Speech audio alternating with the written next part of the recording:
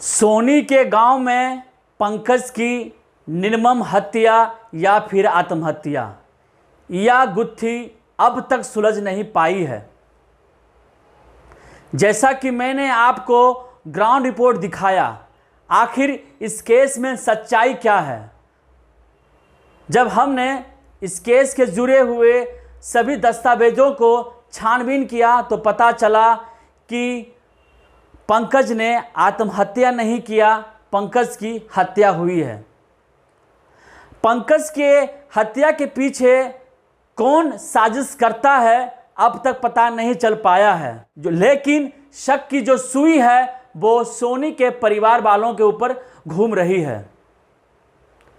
जैसा कि पंकज के परिजन का कहना है, पंकज को अर्धरात्रि सोनी के बड़े भाई ने बुलाया था, उसके बाद पंकज उसके साथ हो गए थे। फिर सुबह पता चलता है कि पंकज की डेड बॉडी बिजली के हाई टेंशन पोल पर लटकी हुई है। यह जो बिजली का हाई टेंशन पोल है वो सोनी के गांव धर्मपुर से सटा हुआ है।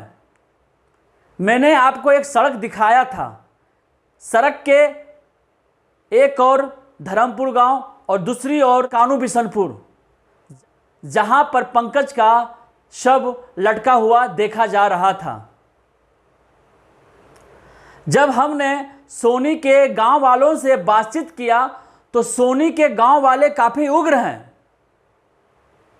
उग्र इस बात की कि सोनी के परिवार ठीक नहीं है, उनके आचरण ठीक नहीं है। सोनी के परिवार वाले अब वहां के जो पंचायत समिति सदस्य हैं मिंटू यादव को फंसाने की भरसक कोशिश कर रहे हैं। मिंटू यादव वही शख्स हैं जिन्होंने खानपुर पुलिस को इत्तला किया था कि सोनी के पिताजी घर आ गए हैं।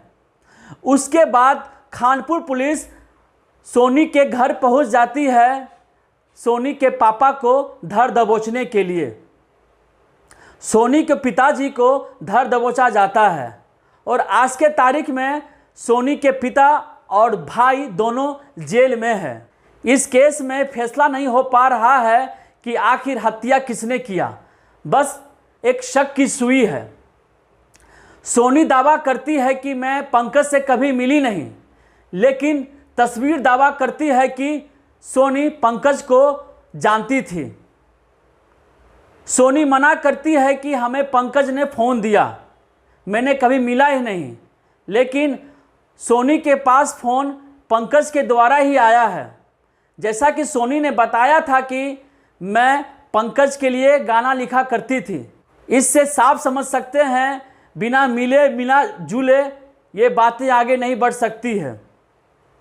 सोनी महज अभी 16 वर्ष की है और इस उम्र में वो प्यार कर बैठी हैं।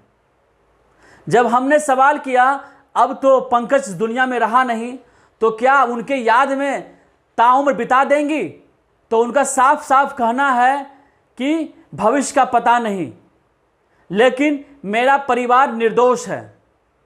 वहीं पंकज के परिवार वालों का साफ साफ कहना है सोनी के परिवार वालों के द्वारा ही पंकज की मौत की पटकथा लिखी गई है। मैं आपको बता दूं, पंकज अपने घर के एकलौते चिराग थे। इनके 4 बहनें हैं और इनकी मां का रो रो कर बुरा हाल है। सबसे बड़ी बात इस केस में यह है कि आज 8 सितंबर है, इस केस में कुछ अपडेट नहीं है। आरोपी जेल में है। पंकज के परिजन ने सोनी के सभी परिवार वालों के ऊपर आरोप लगाया था, लेकिन खानपुर पुलिस ने सिर्फ 2 आरोपी को पकड़े हैं, बाकी को छोड़ दिए हैं।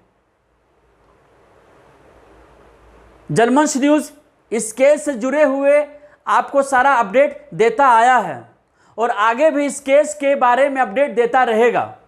लेकिन सवाल यह है कि बिहार में प्रेमी को मौत का घाट क्यों उतारा जा रहा है।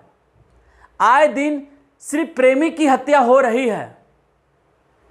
बिहार सरकार, बिहार प्रशासन, बिहार पुलिस इस अपराध को रोक क्यों नहीं पा रही है। दर्शकों, इस केस से आप जुड़े रहें, मैं आपको आगे का अपडेट देता रहूंगा। आपका बहुत बहुत धन्यवाद।